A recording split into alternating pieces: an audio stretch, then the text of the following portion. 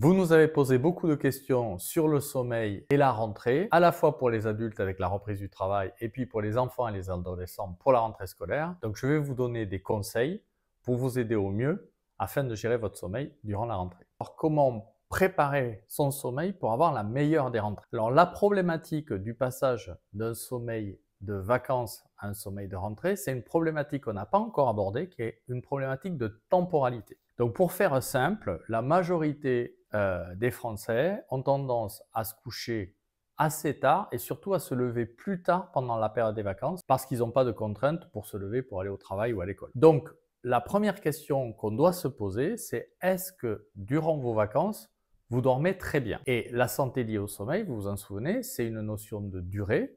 Donc en moyenne, combien d'heures dormez-vous? Après avoir un temps d'acclimatation, parce que souvent au début des vacances, on va essayer de rattraper un petit peu le sommeil de l'année, mais ensuite, quand c'est stabilisé au bout de 10 jours, combien d'heures dormez-vous en moyenne?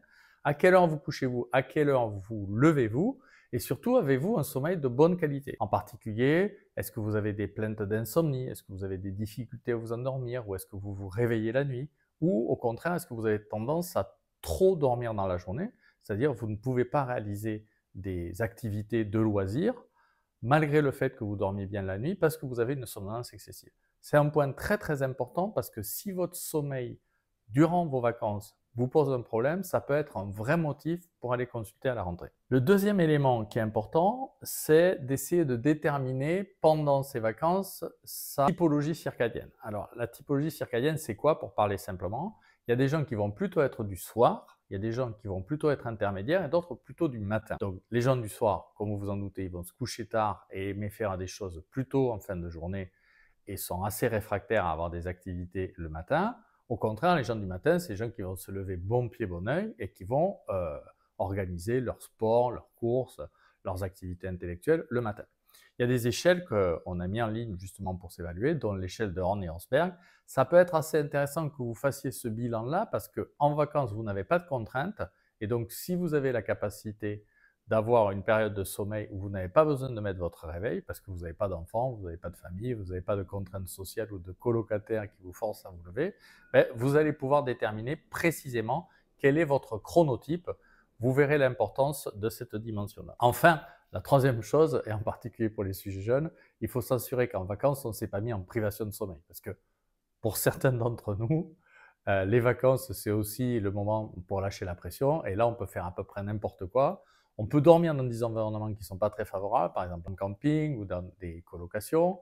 Et puis, on peut aussi repousser massivement son horaire de coucher parce qu'on va sortir en boîte de nuit pour avoir des activités sociales, retrouver des amis.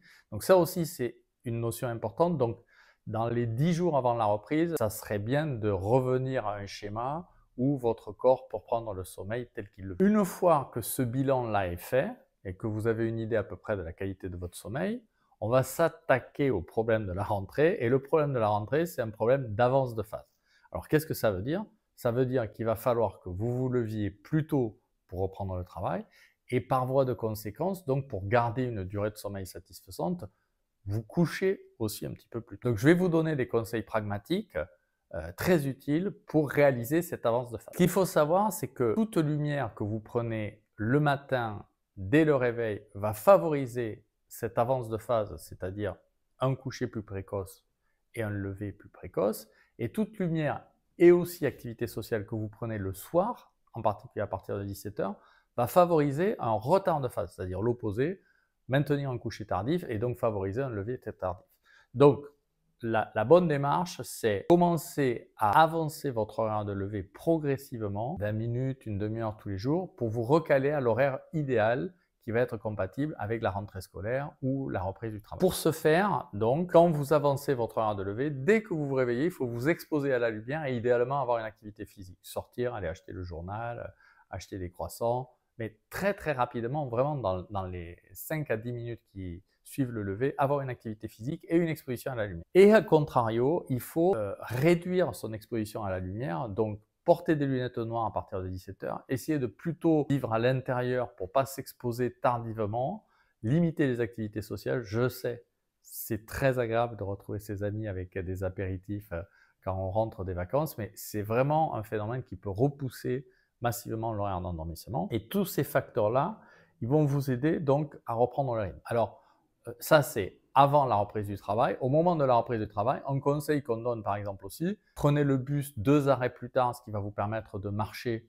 pendant 10-15 minutes et ce qui va vous aider à avoir un entraînement social. Évitez le métro parce que c'est très sombre le matin et prenez plutôt le bus ou un vélo ou marchez si c'est possible pour entraîner. Tenez bien cet horaire strict de lever semaine et week-end parce qu'une des erreurs que font les gens, c'est que le week-end, ils reprennent le rythme des vacances et donc ça rend de plus en plus difficile la tenue de la resynchronisation.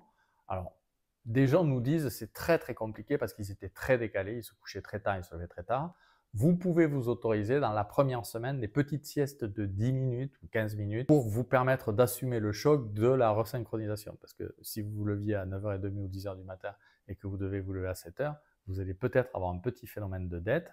Donc vous pouvez prendre une petite sieste, mais faites bien attention que ceci ne contrarie pas votre endormissement. Parce que en s'étant couché très tard pendant 15 jours, 3 semaines, un mois, on va favoriser un horaire tardif. Donc il faut jouer entre l'horaire de lever et la pression de sommeil qui va vous permettre de vous endormir naturellement. Tout ce qui est de l'activité intellectuelle, les réseaux sociaux, le travail, tout ça, essayez vraiment de le coupler à une activité matinale parce que toute activité intellectuelle ou sociale le soir va vous ramener vers un horaire des vacances. Bon, un petit conseil pratique, hein, mais par exemple, si vous avez la possibilité de faire un maximum de choses le soir, par exemple, prendre votre douche le soir, préparer vos affaires le soir, mettre en place toute l'organisation qui vous permet de gagner 10-15 minutes d'horaire de lever le matin, faites-le parce que c'est pas anodin.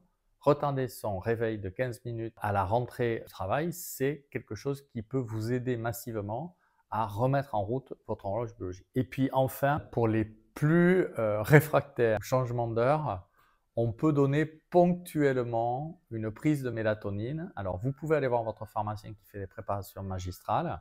La bonne dose, c'est 3 mg. Il ne faut pas en prendre plus de 3 à 5 jours. Ça suffit pour resynchroniser.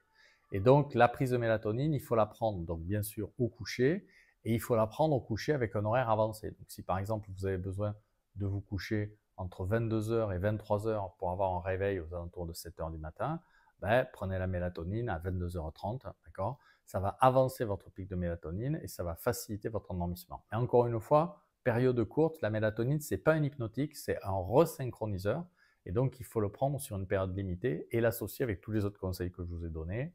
L'exposition à la lumière le matin, les lunettes noires en fin de journée et le soir, et puis une bonne hygiène de sommeil, bien entendu, et surtout une bonne régularité entre la semaine et les week-ends. Alors, après vous avoir parlé du sommeil des adultes, il y a une autre grande question qui revient beaucoup dans vos commentaires, c'est le sommeil des enfants et des adolescents qui sont plutôt décalés pendant les vacances et donc qui ont un gros problème lors de la rentrée scolaire. La problématique, elle est la même que les adultes, c'est-à-dire c'est une problématique de régularité. Il y a un élément très important qui diffère, c'est les besoins de sommeil des adolescents par rapport aux adultes. Et les besoins de sommeil sont beaucoup plus importants. Habituellement, on dit qu'un adulte a besoin entre 7 et 9 heures de sommeil.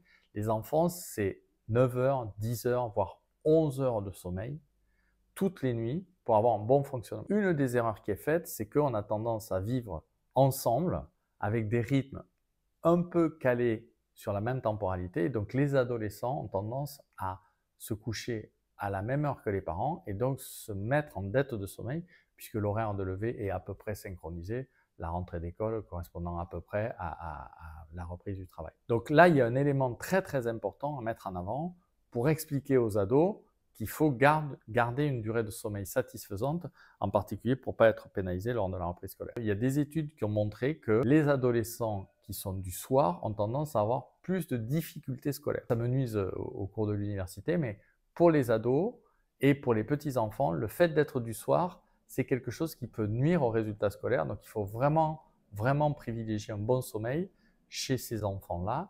Et donc, le bon sommeil, c'est un horaire de lever régulier avec une prise de lumière et vraiment une occlusion totale à partir de 17 heures de l'exposition à la lumière pour les aider à se resynchroniser. Extrêmement important. Ce qui est important aussi pour les adolescents, c'est les activités sociales et l'environnement. Donc, si on peut, au sein de la famille, essayer de privilégier lors de la rentrée scolaire et dans la semaine qui précède la rentrée scolaire, une temporalité avant le repas, après le repas, très très cool. C'est-à-dire plutôt privilégier la lecture, des activités d'organisation, de préparation de la rentrée, mais non stimulantes, non stressantes, et puis vraiment éliminer les écrans, les séries télé, les interactions sociales avec les copains, parce que tout ça, ça va les réactiver et ça va les reprojeter sur un rythme de sommeil de vacances. Et puis enfin, c'est quand même important de regarder comment les enfants dorment en vacances, parce qu'il y a des enfants qui peuvent avoir des problèmes d'insomnie, il y a des enfants qui ont des problèmes de syndrome d'apnée du sommeil avec des ronflements